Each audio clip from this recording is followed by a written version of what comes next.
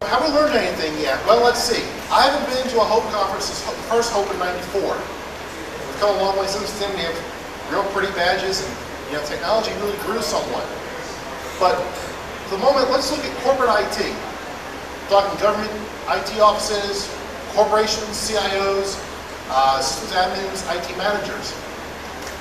And I want to go down a laundry list of items that make me stop and take pause and wonder, why are we actually doing this way? And haven't we learned anything yet based on recent news reports? First off, why is it, and this is not going to be a total bashing seminar, so don't take it as such, but why are we sole sourcing on Microsoft? Why is the US government, the US military, putting their most critical resources on a buggy, loaded operating system? One that they can't get behind to see the source code, they can't tweak it as much as they can under Linux or Solaris, they can't customize it to their particular needs. Why are they sole sourcing their operating environment on Microsoft, number one? And number two is a follow-on, and I think you know where I'm going to go with this. Why are we using Exchange? Anybody here get hit by I love you? Anybody? Nobody got hit by I love you? Nobody?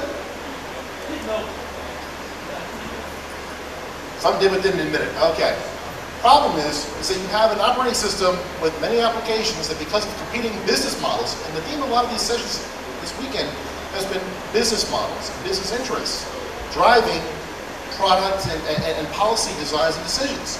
In the case of DVD DCSS, you see corporate America trying to push and censor the spread of knowledge to enable Linux folks who do not have a DVD player to be able to play DVDs. Okay? In this case, you have business interests, Microsoft's business interest, forcing out system security, stability, and reliability for pure profit. By this I mean, why do you need to have a word processing application to be able to take over a computer system? To be able to touch your registry? Why should a script be able to take full advantage of your Outlook email address? I'm not going to belabor the Microsoft point, but why do we continue to allow these things to be purchased, procured, and deployed in our large enterprises? I've seen companies that were shut down for days because of Melissa or I Love You. In fact, I believe it was Motorola, was shut down for almost 2 weeks. 2 weeks without email in corporate America today. That's just on the verge of death as far as I'm concerned. Okay, you can't survive without email in corporate America. One more Microsoft bashing thing. Windows 2000. Anybody play with it yet? One couple. Okay. A couple of things about it. It's very interesting. Unique the way it handles DNS. And this scares me. While they're saying they're offering cross-compatibility issues with DNS, and you can talk with NetWare Macintosh, the problem with Windows 2000 is that to take full advantage of the enhanced features of Windows 2000 requires you to use Microsoft's version of DNS. You may have any ideas what that might do? Microsoft's DNS essentially renders the true Windows model incompatible with Linux, Solaris, or Macintosh in most cases because of how it is implemented at the code level. I'm not that much technical to go into and be able to pull apart the code and see exactly what's wrong, but the bottom line is that if you take full advantage of how Microsoft has implemented DNS under H2K, chances are you're going to exclude certain other segments of your operating system's population. Kind of scary. That brings up the whole question of standards. Whose standards are we going to use? Have we learned, again, that whoever controls the OS, whoever controls the browser, can control standards, can control our content? I shudder when I hear how about Microsoft's foray into the cable TV area. It's hysterical to see their inroads, forays into content providing, content management. Well, now they're controlling the platform, the device, the computer, or the little set-top box, and the preferred sites that consumers, your average Joe and Jane six-pack, not people in this room, are going to go to. Everybody in this room is a power user, meaning we don't use AOL, hopefully. But we know how to find information that's not simply presented to us on a smorgasbord menu when we log on. I, for one, would prefer to go to my own web browser, type www.washingtonpost.com, than to have whatever my vendor's content partner is provided to me and say, we recommend you go here first. That scares me. Talk about these corporate mergers, merging large companies, Time Warner and AOL, merging companies and content together. Well, pretty soon we are going to get into this big brother mentality when the content you're going to see is developed and produced and released by business interests and business decisions. CNN is owned by Time Warner. Therefore, CNN is now owned by AOL. That scares me. One area that's really, really interesting at these conferences is the media's perception of hacker v. cracker versus computer criminal versus anybody else. Any media in here? No media? Rock didn't make it, okay. People have a huge misperception. This has always been a problem. We've had, as long as I can remember, being involved in the hacker scene, you have people considering everybody who knows more about computers than they do a hacker. If you can dance circles around your parents' use of a computer, then you're a hacker. If you can use Microsoft's dial-up networking to dial into your ISP instead of AOL's one-click connect, you've got mail window, you might be a hacker. That's scary. The media blames everything on a hacker. The guy who wrote the Melissa viruses is a hacker. The fellow who brought down eBay was a hacker. Well, conferences like this and other ones I've been in over the years, I mean, talking to people who have been old school hackers, I'm talking old school hackers and then old school, is that hacking is not just how good you are by the keyboard, it's a state of mind. Okay? Media all too often equates hacker as somebody who does some evil with the computer. Haven't we learned by now that hackers are not that? I'm not going to go into the whole hacker-cracker ethos debate. That's a little bit beyond the scope of this exercise. I don't want to bore you all today. But the concern I have, those in my line of work, that we're all hackers. We all think outside the box. We all question authority. We all question why things are a certain way. We all question why we're being forced to use a certain product or a certain set of services when we know we can do better by going elsewhere. But why doesn't anybody above our pay grades listen? That's something for corporate management to think about, corporate America. A lot of my articles that I talk about this very issue. Why are we being forced into this mold of standards pushed onto us by big business? A lot of times those standards are either conflicting or they're notoriously insecure. The second group I want to talk about are consumers, the teachers, and the media.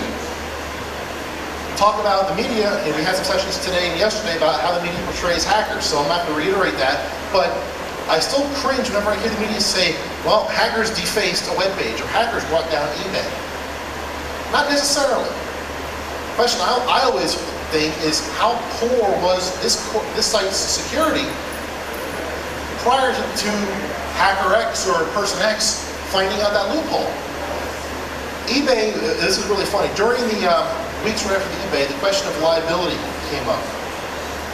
Now by that they're saying, well, Amazon, eBay, these companies went down because of widespread denial of service attacks. The question I would raise is, who is liable if the website gets defaced by a 14-year-old? I know more 14-year-olds who have more common sense and more technical wherewithal than most government systems administrators. But yet the government's saying, no, you can't do this because it's against the law. Well, if the government folks were more technically competent, maybe there wouldn't be a problem at all. But I would offer for discussion that close down your own holes first, make sure your laundry's in order, before you start telling us how to work our affairs. I mean, it makes very little sense for me to preach on something that I know nothing about. I would presume to go in and teach a Unix 101 class. I do a 101 class, I couldn't do a 401 class. I would not go in and preach Unix 401 to you people. I am not a Unix wizard. But I know enough about Unix to be able to give you a good overview of what the operating system is and how to get around it. So it comes down to knowing your role and knowing your capabilities. Interesting panel that I unfortunately missed was one on Our Teachers and Parents Your Enemy. And I love some of the stories I hear from people in the underground around the world saying, well, my teacher kicked me out of the computer lab because she caught me reading 2600 magazine. Anybody here been accused or been a victim of something like this? What happened to you?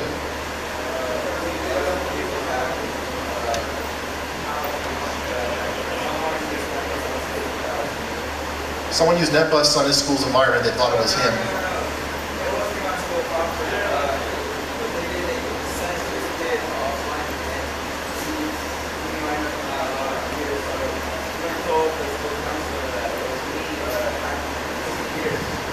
This poor guy was tattled on by a friend of his, acquaintance of his, I never did anything. to his school counselor.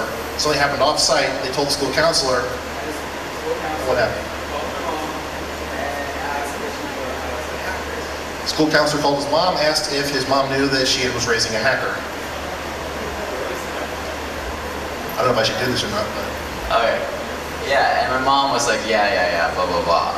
Thank you. And then I woke up from my nap and she told me what happened. And I was like, okay, I didn't do anything. And this school counselor told my mom that I wasn't in any trouble at school because it didn't happen in school time or school grounds. So, but then she sent an email to all my teachers telling me not to allow me to use their computers, to print or put in diskettes in the computers. And I don't know if one of my teachers told me about that, and that's how I found out about that. But that counselor was harassing all the kids that year. That's about my story. He's not alone. Simply because somebody is a good person with computers does not make him or her a bad person. Stereotype. Again, I'm going through a laundry list of items that were discussed partly during the rest of the weekend, but I want to bring them up there in the context of, have we learned anything from all of this? We have the same sessions at Beyond Hope, the same sessions at Hope. Every now and then they come up at DEF CON, Black Hats, and other security conferences, and no one seems to learn. So again, this is just another call for, if I could take a giant hand and kind of just do a little smack to the American public or the world and say, wake up. We've been doing this for 15 years now. Why don't you fully see the light and smell the coffee? You follow up? Yeah. Another story. We'll take that one offline. A lot of times when I've done investigation reports in the private sector, I tell people, it wasn't a hacker. This person, this adversary. I really cannot bring myself to point and say, this hacker did something to my network. That hacker did it too. CEO, we had a hacker attack. I've corrected my boss on more than one occasion because I don't think that a hacker is all bad. That's all I'm going to say on that issue. So have we learned to differentiate between hacker, cracker, criminal? No. Is the government helping in this area? No. Hackers is a term that if you search the Library of Congress and the Congressional Record, you'll see is used much more frequently on one-minute speeches and congressional reports to describe anybody who has knowledge about computers that uses them for adverse purposes. A cyber terrorist. What is that? Anybody who knows the true term what a terrorist does, they want attention, they want it now. If I'm a cyber terrorist, I might have more fun and glory in a soft kill and putting a virus in a power station than I would if I drove a truck bomb up to the front gate and blew it up. A terrorist by nature wants instant public gratification. So where does this term cyber terrorism come from, and why is it particularly relevant? A cyber terrorist are equated in certain government circles to mean hackers. Another food for thought for you. Speaking of the government, any feds in this room? Any feds? Seriously, government, military? I've been in your shoes before, folks, so I mean, don't be afraid. I have my own share of Spot the Fed t-shirts. Okay. Nor was not at DEF CON last year. Wasn't. The lead organization for dealing with computer crimes in the country is the Federal Bureau of Investigation, the FBI. Then the FBI is a subset called NIPSI, the National Infrastructure Protection Center. Infrastructure protection is a new buzzword based on what? The government's misperception that computers control everything and there's not a darn thing they can do about it. What scares me, and should scare all of you, is that, number one, the government's rather clueless in this area, but number two, it's not as bad as they think it is. And they're making information warfare, cyber terrorism, out to be the buzzword similar to what many of us grew up with during the Cold War. Remember doing little bomb drills at school, in the 70s and early 80s. What happens if an attacker, if Russia launches missiles at us? Now here, the missiles are gone per se, but the interest is on cyber terrorism. That's what scares us at the kitchen table. Does anybody else feel this way in show of hands that they're overhyping this cyber terror threat and it's really getting out of hand?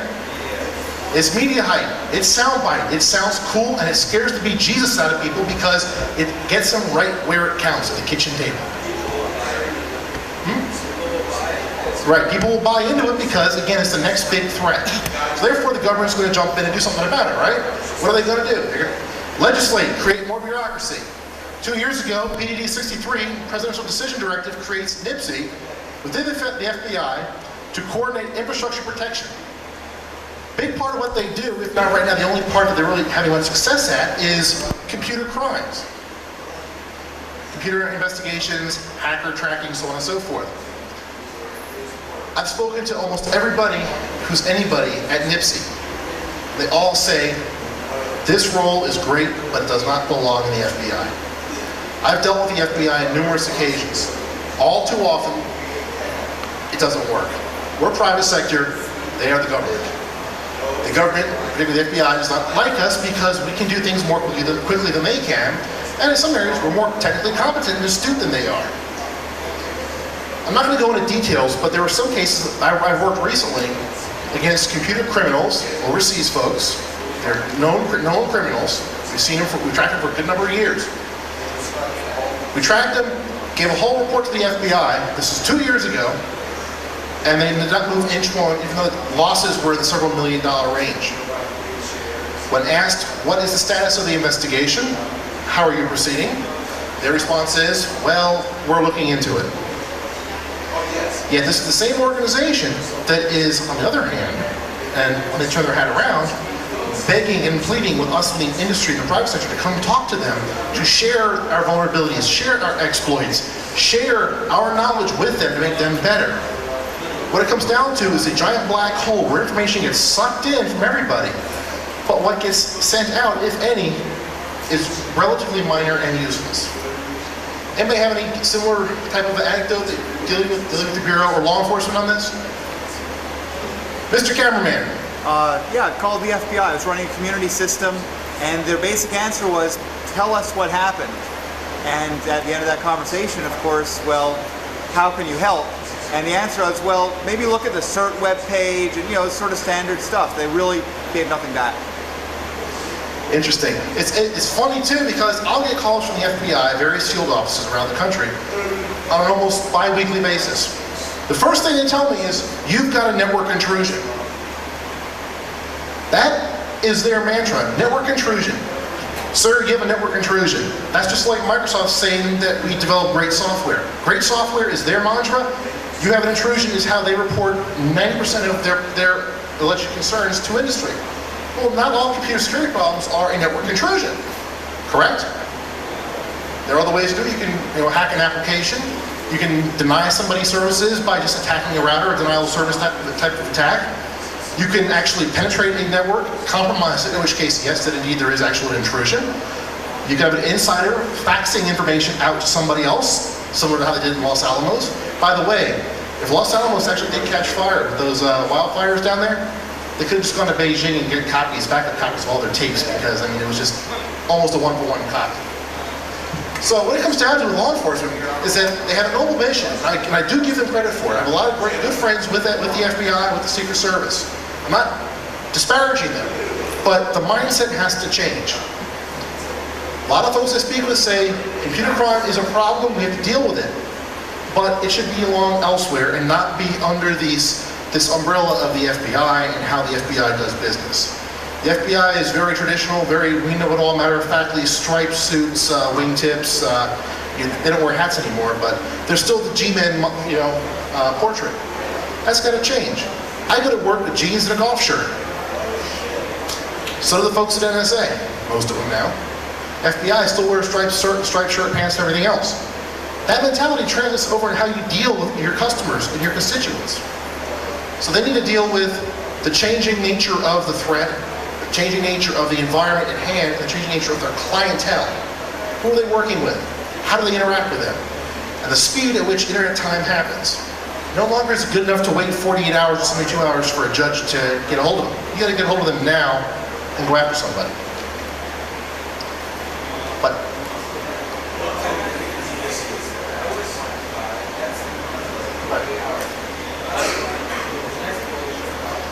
he wants to go to work in Dockers and polo pants.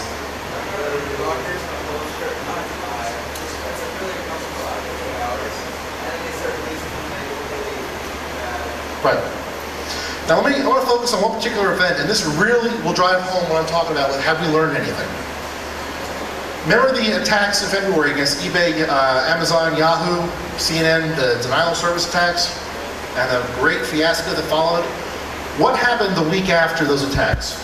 What major public event happened following those attacks? Anybody remember? The week after the attack, there was a White House summit. Who was in attendance at the White House summit?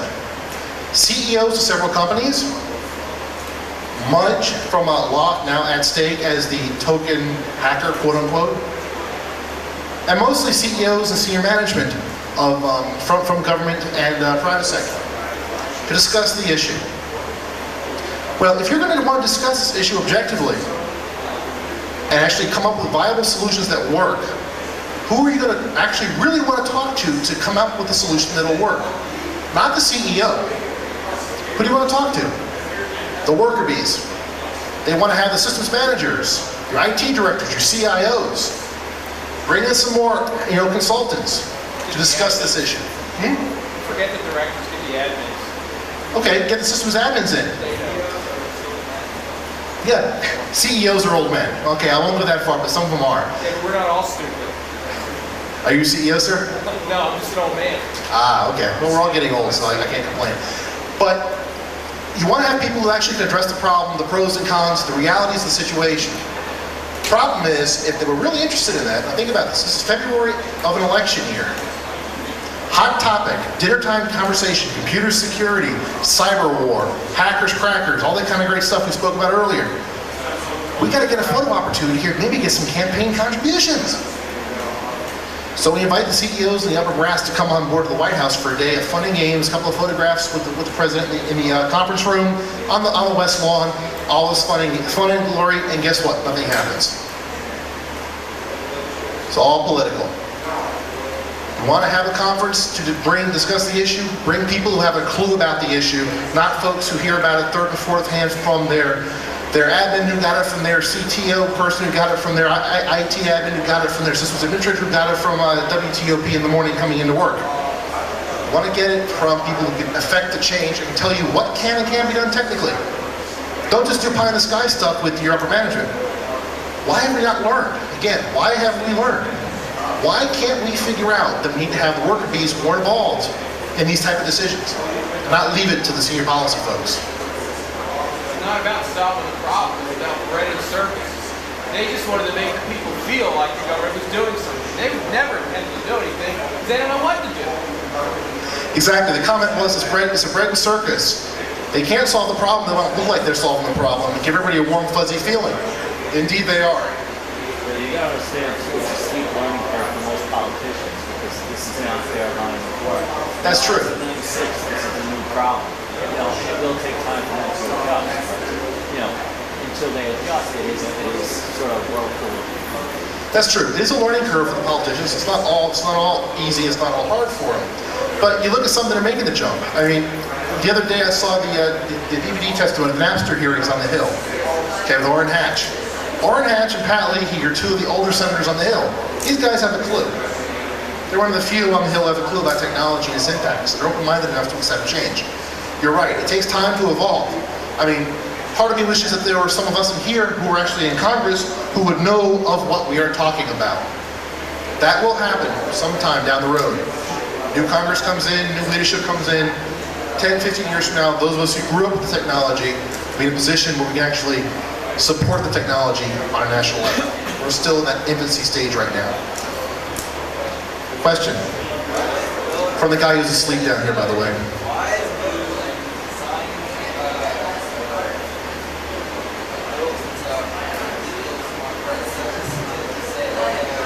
Why is Bill Clinton signing legislation with a digital smart card?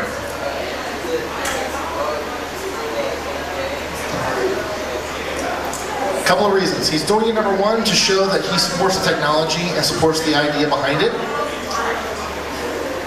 Say again? He wants to be able to show that he supports the technology, therefore you as e-commerce vendors and individuals should as well. You should feel comfortable using it if Billy Jeff does. That's fine and dandy. However, if you read the legislation, nowhere does it define what a digital certificate is. Here's another thing. We're all talking about how great technology is in digital certificates and e-commerce and signatures and authentication. There is no standard defined for what a digital signature is. In fact, do you know what constitutes a digital signature in this piece of legislation? A mouse click. You get a shrink-wrap software license, you click the agree on the license. Technically, the vendor can call that a legal contract. You have digitally signed it by your endorsing and clicking and proceeding. But you can't get around clicking it a lot of times. Now, for a moment, let's stop the clicking side of the house regarding the software license and look at two other issues that were spoken of yesterday. DCMA and UTICA. I keep forgetting how the acronym. UCITA, thank you. UCITA and DMCA, both of which this plays into very well. Because if you've read what those provisions say, now a vendor can not only hold you to the shrink wrap license that you blindly clicked like you do every other piece of software licensing, but now they can remotely disable that software if they choose to revoke your license. Did anybody read the other day that Microsoft is now looking to do ASP technology? Be able to rent OSs and applications over the wire. You pay $50 a year, you can get Windows, $25 you get Word, so on and so forth. Every year you renew it. But guess what happens if you decide you don't want that software, or you decide you forget to pay? You get charged, but your data is held hostage, literally. Your machine will just cramp up, you can't do a darn thing until you pay that ransom. Now let's go back to the digital signature discussion that was signed, the bill was signed recently by the president. Single click on any sort of link or acknowledgement now is a legal binding document, agreement. Think about how that supports DCMA, DMCA, and UTK. It's a very close match, in my opinion, as how one will support the other. And no one's really given any of these a lot of review, except like the EFF and CPSR, which is kind of scary because as the world gets more digitized, this type of stuff is going to become all too more frequent. And if we don't get a grip on it now and read the fine print like this, I mean, very few folks know that that bill that was signed by Clinton does not define what a digital signature is. People don't know that in general. That's very frightening. Finally, I want to wrap up with where this is all leading. Yes, sir? If there's no standard, then the standard will get determined in the marketplace by whoever security software it's bought them from, which I assume would be the guys who already have the biggest position in that market. So, how, is Microsoft, is the evil empire driving and verifying? Well, who owns verifying? Who owns these companies? Does it go? Very good point. The question is, who will define the standards going forward since there are no standards defined? Will it be the big guns? Well, I don't think it'll be Microsoft because, as I've said in the past, security and Microsoft are mutually exclusive concepts. So, you're right. Again, why? Because we're marching towards them like lemmings. We like the GUI. We like the little paperclip that dances around my spreadsheet that drives me up the freaking wall. Exactly. Can we say CPU hog? So, will VeriSign become the leader in digital certificates? Possibly. They have a large market share. They partnered off. They bought Network Solutions, the leader of domain name registration. VeriSign bought Network Solutions. So you've got the biggest name in digital certificates and the biggest name in domain names merging. They're calling themselves the largest internet trust company. Will their standards be the standards that do become standards across the board? We're too soon to tell. My gut feeling says yes. They will be the driving force behind whatever becomes a standard down the road. Question? I haven't paid him, by the way. He's doing this of his own free will. Here we go again. You know how you can, I don't remember if you can do this lately, but I dealt with a couple domains about a month ago. And I would actually experiment at hijacking domains. Okay, how can you call yourself an internet trust company if you verify people through their email address? What if you spoof an email address?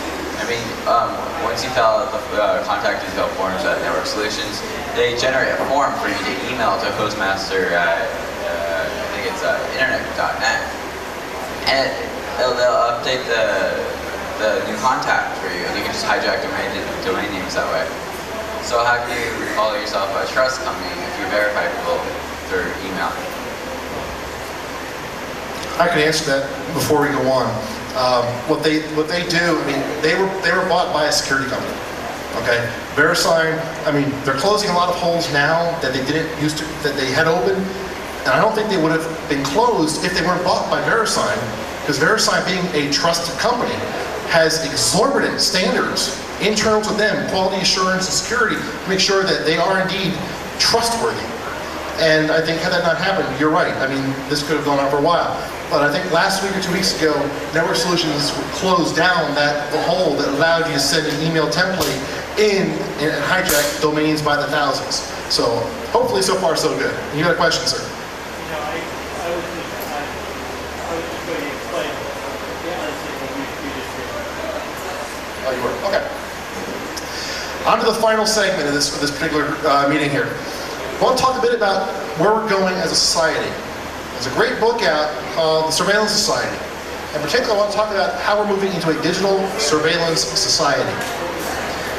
What scares me is that as technology grows and gets so intertwined with everything we do, from ordering books, to buying DVDs, to which region of the world we can play DVDs, to how we can listen to music. If I buy a CD, somebody in big business tells me how and where I can copy and play these tunes for my own personal use. All these things are coming together, and a lot of the models that come up are pay-per-view models. Well, now let's look at privacy in general across the board. Internet privacy, as we've heard several times today alone, is non-existent. Anybody can find out information about anybody else. That's no problem. Or is a problem. However, let's look at the issue of big business getting involved now and tracking what each of us buys online or does things. Do we really, really want Columbia Records to know that I bought the Metallica S&M album? And then, okay, now I had to license it to them, license it from Columbia to put it on my Rio player, and then get an unlock code for 2 CD copies that I can now put from my car, my wife's car. Do we really want people to know what we buy on Amazon, what we buy online? Forget the cookie issue. I mean, we know the cookies, they're dead and buried. But we're moving towards a database society where your online motions are being tracked constantly. What you do. As I'm hearing the DVD and the Napster debates going on, I don't really want big business to know what my particular musical interests are. Because that's one thing. Then we get issues like medical privacy and other issues. If you go to the hospital and you're given an antidepressant, let's say you have a panic attack, and they give you some sort of pill for it, and they give you a prescription. You go to your doctor's office, they fill it, or the pharmacy, you fill it. Who knows you were prescribed antidepressant? Your doctor? Yes. The hospital? Yes. The pharmacy? Yes. Who else? If insurance pays for it, your insurance company. Medical information, you gotta love it, or you gotta hate it or fear it if you're a patient. I very rarely let insurance pay for any drugs I might get. Prescription drugs, not drugs. I have a problem with that. If I'm ever prescribed something for whatever, I don't want it by some marketing wizardry or by some cyber criminal being able to find out what I am being prescribed. That's an invasion of what I call my privacy. That's a problem. Am I worried about it? Yes. Do I have a lot of faith going forward? It's wavering. But people are being more and more easily tracked around the world. That's why Zero Knowledge is coming out with these great tools. PGP was great in securing email. ZKN is going a step further in securing your web sessions, your FTP sessions, your SSH. Wonderful. Great technology coming down the pipes to keep big business and those that hoard the information on who you are, keep them at bay, or try to keep them at bay. Yes, sir. All those databases like DoubleClick and all that, housing those databases, it's probably not going to be like another 7 years before they realize really how to utilize that information. I mean, it's just a hogwash of... Right, the databases aren't just a collection of... buzzword, though. I mean, it used to be big money, it was ERP was the buzzword. Now it's CRM. The guts of CRM are not really about keeping people's addresses straight. They're about studying demographics from like sales information of how people are navigating sites, what they're buying, what they're not buying. Those systems are built expressly to do that. They're selling like hotcakes. Yeah, right. Those systems have been around for years. They're just getting plainer. Yeah, Well, you look back now they're becoming public. And you're right, it'll take them a couple of years to figure out what to do with it. What's going to happen. And if you go a step further, now even with the DNA testing and what they've done with that, and now the fact that you, in a couple of years, you may be designing a job based on what you may be prone to get somewhere in your life, which your employer may not want to pay for out of pocket to support the insurance costs. That is a gross invasion, in my opinion. That's stuff we need to consider going forward. Yes.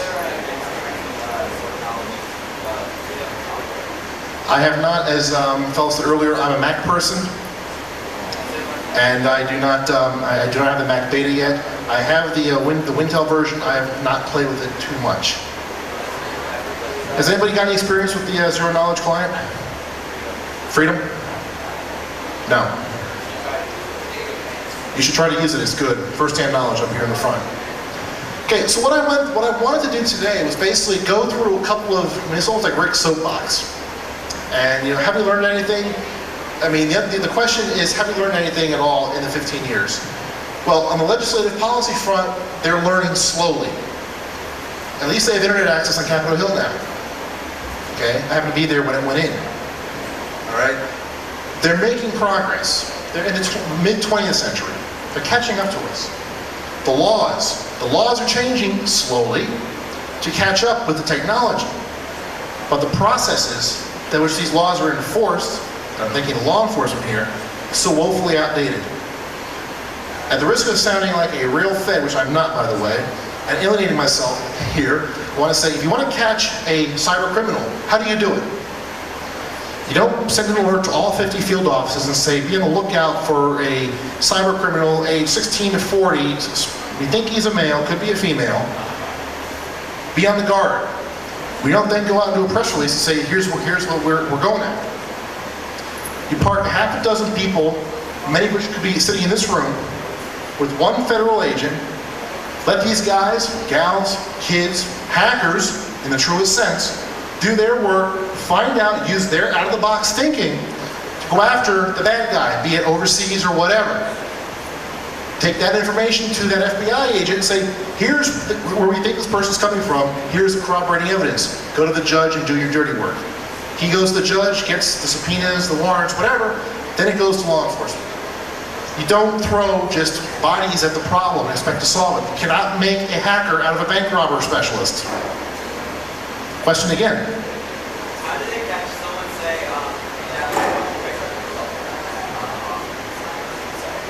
that's FBI,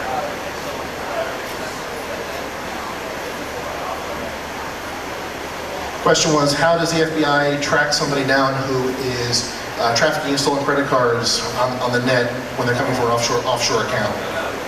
But they're transferring money off the credit cards to the offshore account. I am not an FBI agent. Anybody here in the room, FBI, want to field that? Batman. Can they? I would say, sure, anything's possible. Do they? I don't know. I mean, the amount of money the credit card companies lose every year is phenomenal anyway. I'm sure a good bunch of that is accountable to overseas stuff. So again, we're bringing this back to where we started from. Have we learned anything? Has the media learned enough about the issues at hand, the people at hand, to know what's right, to know how to report the problem? Some do, some don't. There were some articles written about this conference yesterday that I thought were rather well done. So there's a select few reporters out there, in fact one of them is actually here, that knows how to talk the talk, walk the walk, and report objectively on what they find. They have no problem calling this a hacker conference and that hackers were in attendance. Because I guarantee you 95% of the people in this conference are hackers in the truest sense. Whether you're a console cowboy, a freaker, college kid who just happens to know about how things work at a fundamental level. The reporters are learning slowly. The policy makers are learning slowly. Time is going to be the factor here. We move in the industry so rapidly with new technologies. I mean, 3 years ago, MP3 was just in its infancy. Now it's the rage, and there are commercial business models based on it. Now there are legal issues about, the Nutella, Napster, pirating, sharing, hijacking of music. The law has to catch up with technology, but it's never going to get there because we move at light speed. And the legislators are just now beginning to realize that yes, this is a problem, we need to address it. Napster's been out for what, about a year? And they finally now had hearings on it. Used to be there'd have to be a problem for 3 or 4 years before the Hill would be interested in conducting hearings. When eBay was attacked in February, 2 weeks afterwards, there was a press conference at the White House. We spoke about that before. That was really a photo op. But the Hill had hearings where they brought in specialists from all over the country to discuss internet security, how denial of service and training in TFN worked. So they're now realizing we got to address these issues now, not wait. Yes, sir. Question. For law enforcement or for the government to be able to harness the creative ability of hackers to track down people that are engaging in criminal activities associated with networking or computing, just in general form. The thing I wonder about that is, one, I don't think that the strength of the hacker community is in the individual hacker. It's in the fact that it's a community, and information travels quickly within that community in a very informal way. And also, technology changes so rapidly, no one person can be on everything at any given time. As soon as you take the time to understand one thing, you're becoming out of date on something else. You hit the nail on that. So I don't know how you harness the power of this web, this honeycomb of talent, because it doesn't fit the model of the sheriff or the bad. It's not like that at all. Well, then one of the two is going to have to change. What's the question? The question was, how do you harness this distributed model of the web where, and I agree with this, hackers, we talk freely amongst ourselves, change tools, techniques, and resources in an informal but true community of individuals. But law enforcement is a very centralized model that does not share information quite a bit. And the question was, how do we harness the hacker web model to apply to law enforcement? Is it even possible? Is it even possible? My answer is yes, but one of the two has got to change. I guarantee you it ain't going to be the hacker community. Right. You're going to have a situation where you need to have law enforcement, and again, I say law enforcement generally, but I'm focusing this mostly at the federal level. Law enforcement needs to be able to talk to each other, again, as a community, not as, I'm a federal agent of the FBI, you, sir, are state police in New York, you are local police in Maryland, and there's this hierarchy here. If you work on a computer crime case, the techniques I'm using as an FBI person might be the same techniques you're using. They may not be. However, we both need to know what our techniques are going to be, what the threat is, and how we go about resolving it without stepping over each other and causing bad crime. None of them may be as good as a 13-year-old kid in North Jersey who they don't even know about. Exactly. No, you're absolutely right. I mean, and again, this is a model. The mindset's got to change. When I first graduated from college, I wanted nothing better to work for the intelligence community. Nothing better. It was very cool.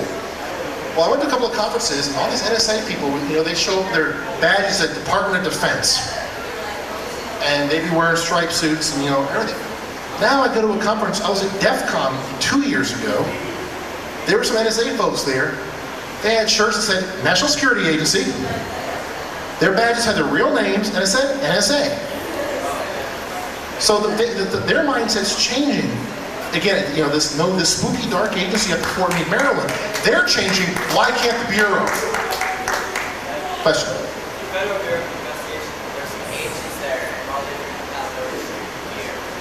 I don't want to go into pointing more fingers at the Bureau, but I mean, I've heard similar stories from elsewhere with what's going on. But again, the mindset's got to change.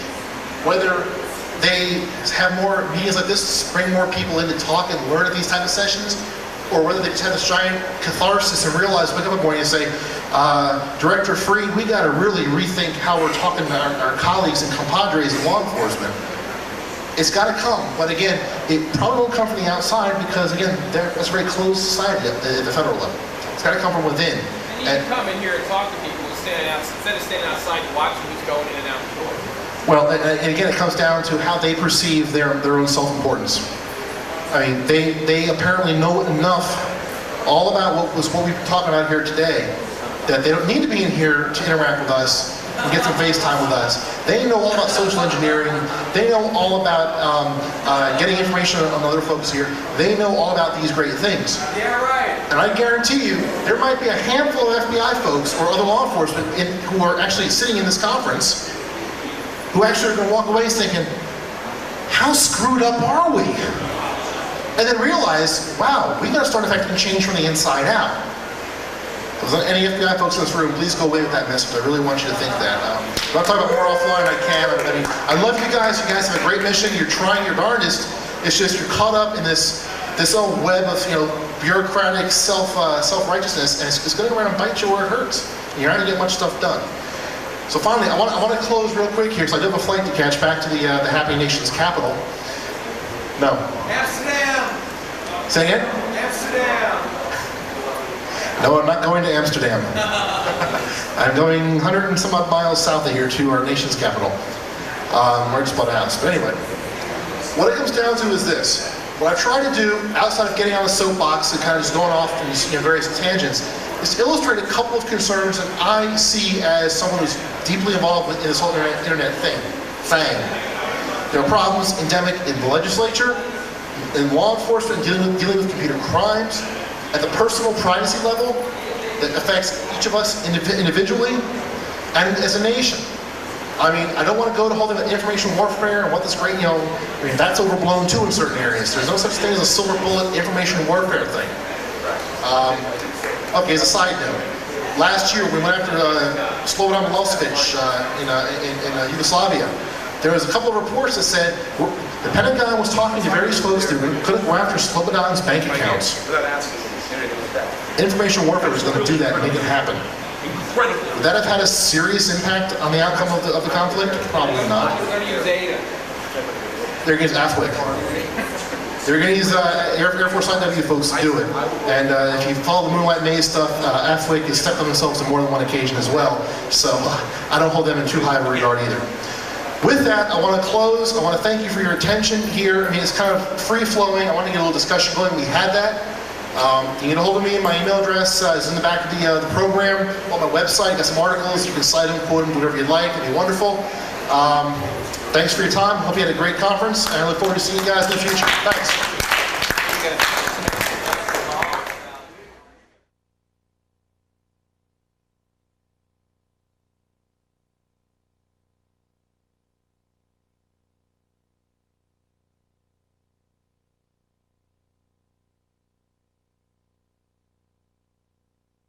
Than they do, a hacker.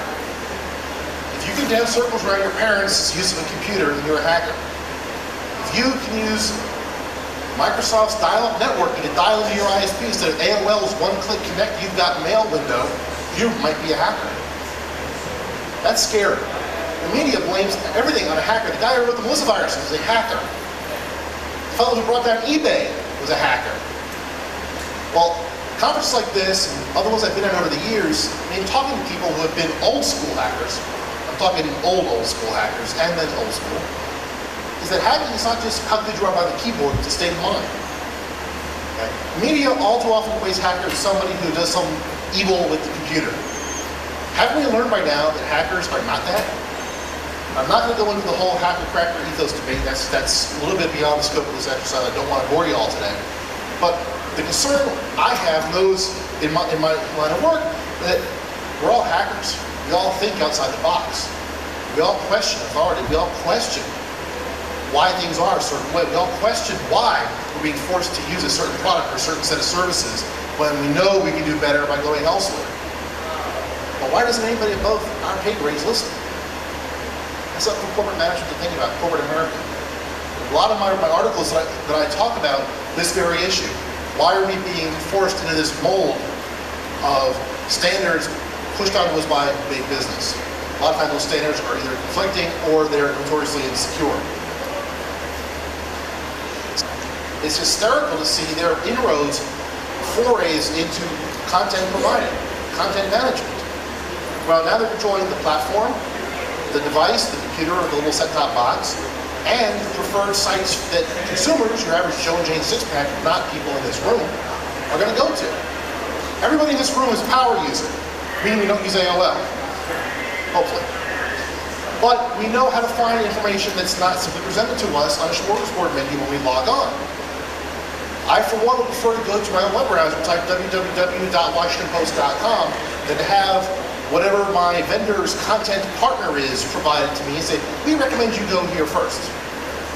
That scares me. Talk about these corporate mergers, merging large companies, Time Warner and AOL, merging companies and content together. Well, pretty soon we are going to get into this big brother mentality when the content you're going to see is developed and produced and released by business interests and business decisions. CNN is owned by Time Warner. Therefore, CNN is now owned by AOL. That scares me. One area that's really, really interesting at these conferences is the media's perception of hacker v. cracker versus computer criminal versus anybody else. Any media in here? No media? Rock didn't make it, okay. People have a huge misperception. This has always been a problem. We've had, as long as I can remember, been involved with the hacker scene, you have people considering everybody who knows more about computers.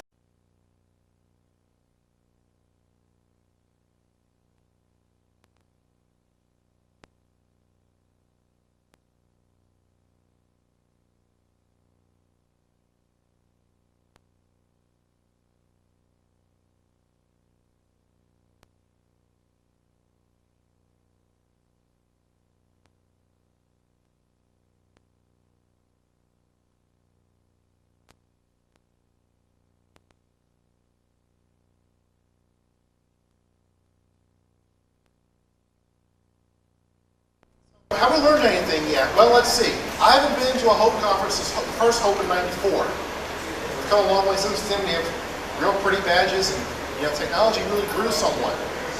But for the moment, let's look at corporate IT. We're talking government IT offices, corporations, CIOs, systems admins, IT managers. And I'm going to go down a laundry list of items that make me stop and take pause and wonder, why are we actually doing this way? And haven't we learned anything yet based on recent news reports? First off, why is it, and this is not going to be a total bashing seminar, so don't take it as such, but why are we sole sourcing on Microsoft? Why is the US government, the US military, putting their most critical resources on a buggy, loaded operating system? One that they can't get behind to see the source code, they can't tweak it as much as they can under Linux or Solaris, they can't customize it to their particular needs.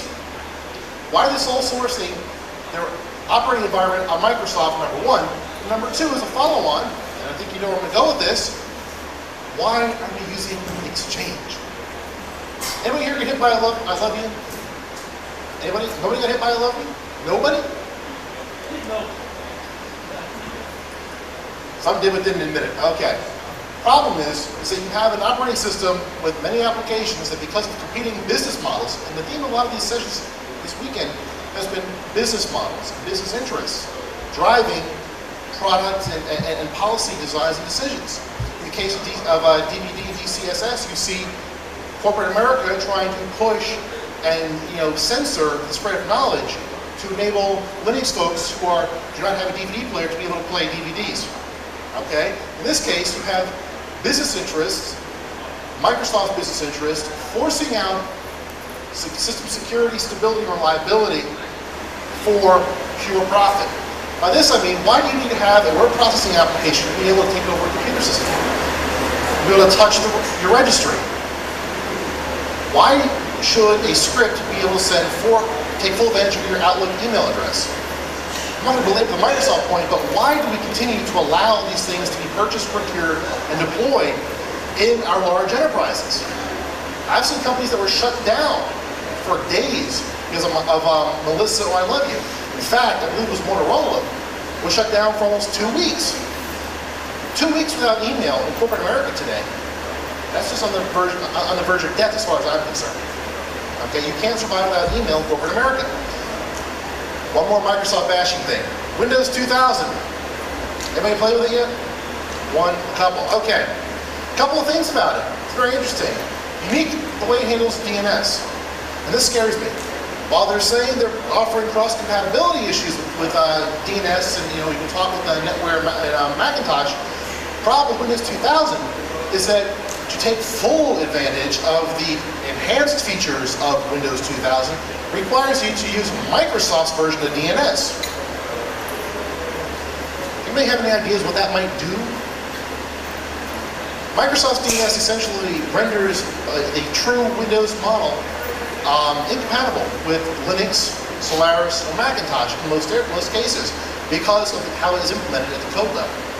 I'm not that much technical to go into and be able to pull apart the code and see exactly what's wrong, but the bottom line is that if you take full advantage of how Microsoft has implemented DNS under Win2K, chances are you're going to exclude certain other segments of your operating system's population. Kind of scary. That brings in the whole question of standards. Whose standards are we going to use?